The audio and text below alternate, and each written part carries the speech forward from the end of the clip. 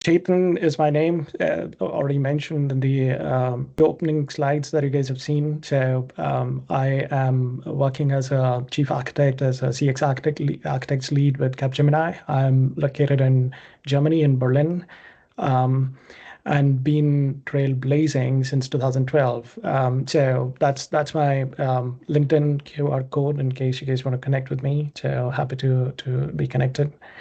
So here we are talking about my journey to the CTA, and so I think the title of the presentation gave it away in terms of what I will be talking about. But so let me just walk you through, and trust me, I won't labor the point and start all the way back from 2005 and talk each and every certification and everything that I did. I'll spare you all of that.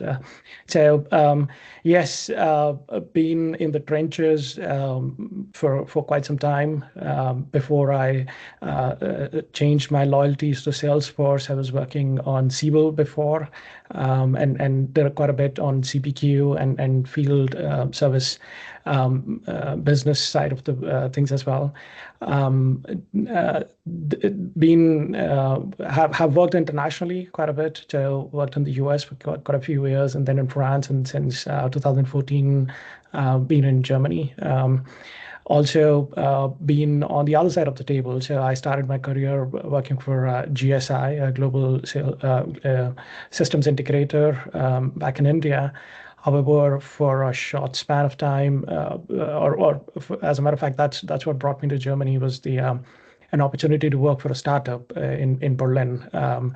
And oh boy, what a crazy ride that was for about 2.5, 3 years, being on the other side of that, a startup and being a system owner and working, starting things really from scratch, and where I was handed a Salesforce which was kind of bought and configured, and I can think of quite a lot of other words, but I prefer not to use, by the business teams who thought that everything is just a field away and they could create whatever fields and workflows they wanted.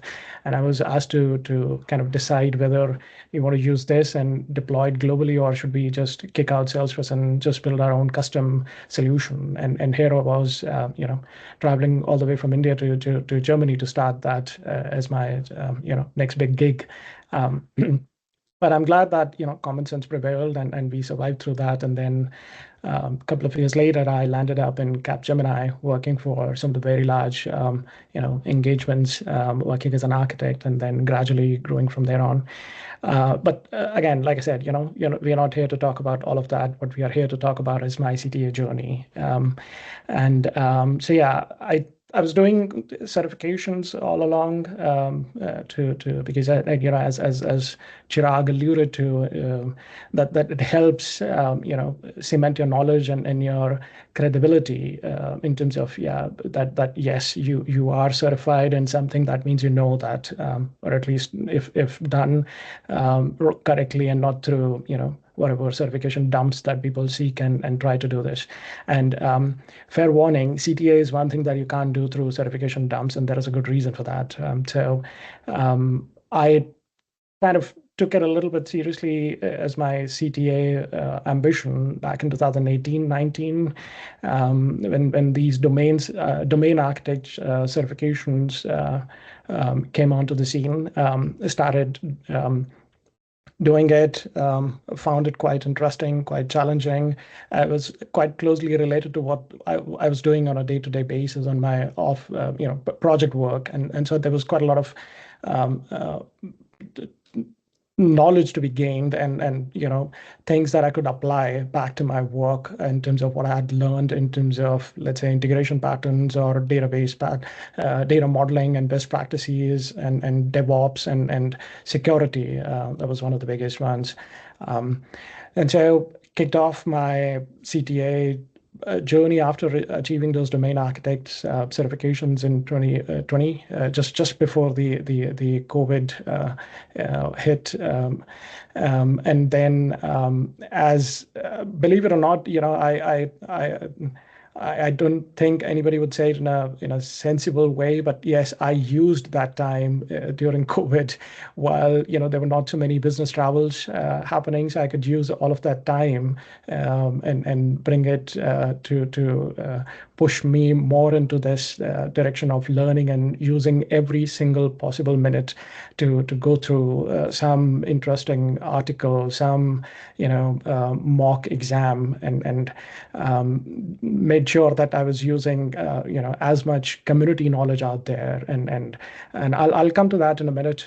What it takes to do all of that, but yeah, and took my first attempt in Q2 of 2021. I wasn't very sure after sitting for that review board exam. In case you guys don't know, the review board exam is a one of the most humbling exercise that anybody could go through. So I kind of no matter how big technologist you think you are, you will get humbled in within those 45 minutes. I can guarantee to you. And yes, so I thought it was okay from my perspective, and then the result came painfully after three and a half weeks. It's I can't imagine how painful that is to wait for those for the result. So there was a little bit of a joy, but at the same time, not so much of a joy that it wasn't a pass, but it was a partial pass. So fair warning, now these days they've changed the format a little bit. There is no partial pass. And because it was COVID, everything was virtual. Before I sat for this exam, they were only in person, but because of COVID, they switched to virtual format in which you're given 3 hours and you have to solve a scenario. So you have to basically have 2 webcams, one pointing at you and one pointing at what you're doing with your fingers on the keyboard, and you log into a remote machine where you just have the scenario, and you have to read through the scenario and start solving it simultaneously. So at least up until last year, you were allowed to hand draw certain things, some artifacts like data model, the data migration, the role hierarchy, whatever you could, you were allowed to handwrite and then take a picture of it and then put it into your presentation. But that's not allowed anymore. You have to use Google Suite to do the slides and Lucid charts to create your data models and whatever other security or OAuth flows that you want to draw. And so yeah, so I had a 2-section retake, data and integration. And this 2-section retake is a little bit of a funny one, right? So you're given the scenario, which is of the same length, approximately, you could say, give or take 80 to 90 requirements, some explicitly written, some implicit. So you have to dig them out. And you're given kind of like half the time to solve it. So it's up to you to decide which one of those correspond to the section retake or the section that you have to demonstrate your knowledge on,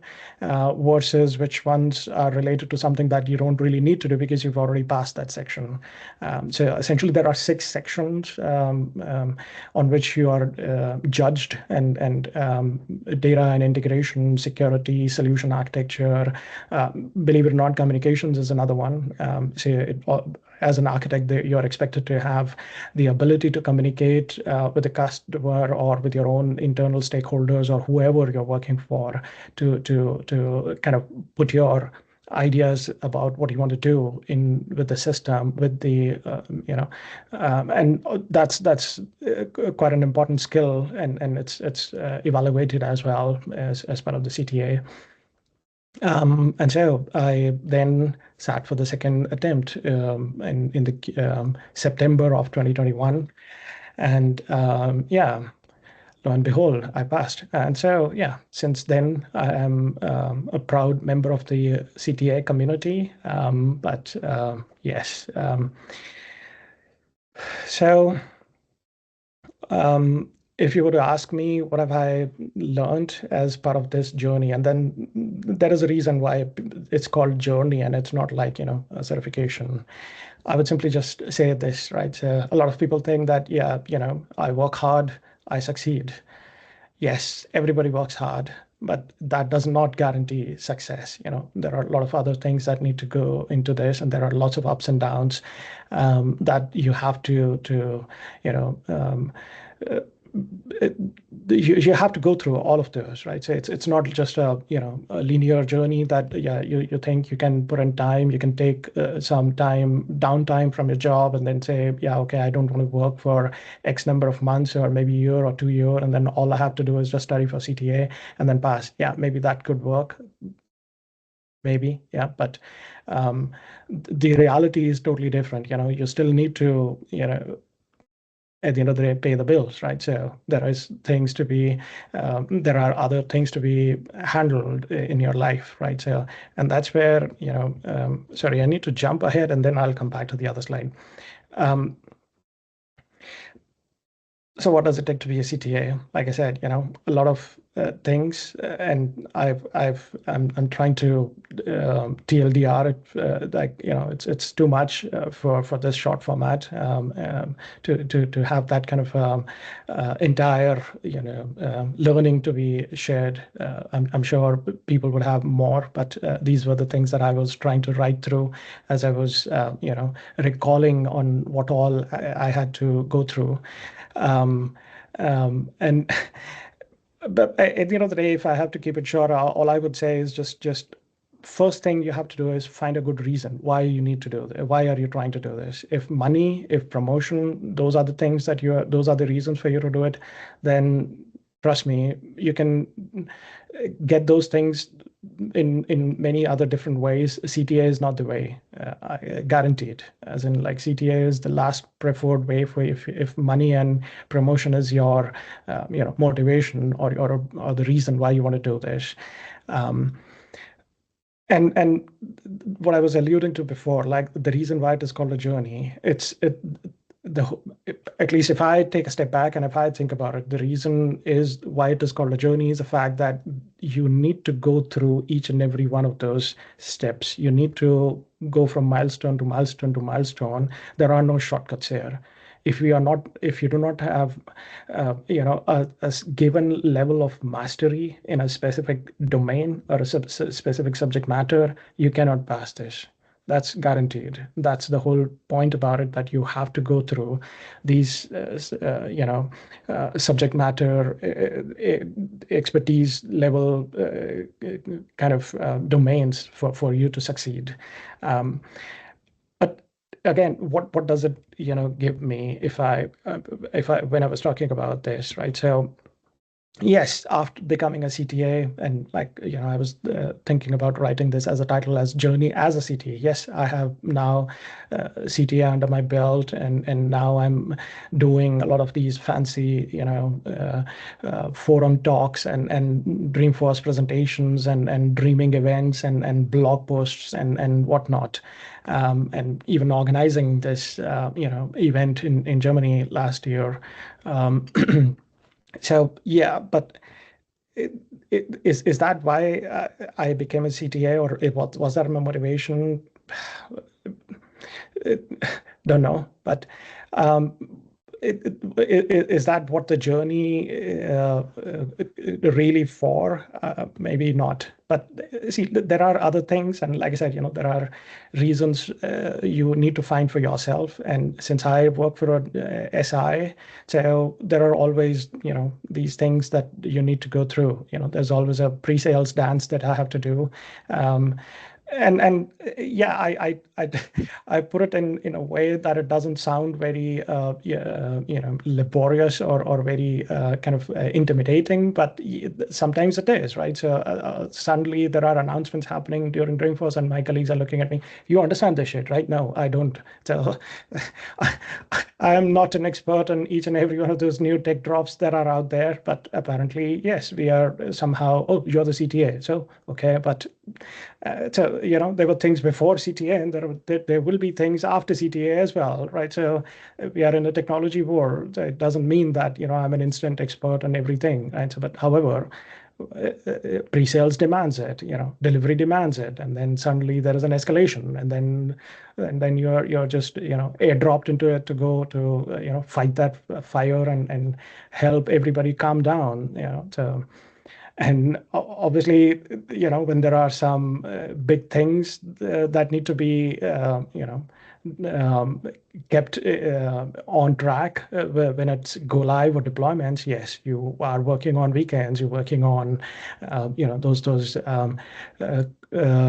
strict timelines. Doesn't matter whether you're a CTA or whoever you are, right? But that's the reality. And like I said, I do it because I do it for maybe it sounds very cheesy, but the love of the platform, for the love of the technology, right? So promotion, or maybe, yes, things do come with that, money does come with that, but that was not why I set myself up on this journey, right? So, and the other thing that you also have to understand is, and I just talked about it, like, it doesn't end at, once you are a CTA. So the journey doesn't just end there. The journey continues. I like I said, so the technology keeps evolving. Agentforce and things like Revenue Cloud and Data Cloud and these things were not so common. Agentforce not even like 1 year ago, 2 years ago. But those things keep happening, and then you need to still, be master at that. And so, what this journey gave me is a mindset to keep learning and keep understanding, and make sure there is this desire, insatiable desire to continue to excel at what you do. And this is the whole point, at least if I think about it and say, what has this whole journey been about. So just to close it, and what I was just trying to say that, yes, for me, CTA was, honestly speaking, a milestone, a rather very, very big milestone, but that's not where, my journey ends. And that's why, I would just say that, keep learning, and CTA is, yes, a good journey for you to be on. However, there are many more, and you as a CTA, we all still continue to learn as we were before we were CTAs. And so with that, I would just say thank you, and open for any questions in case there are.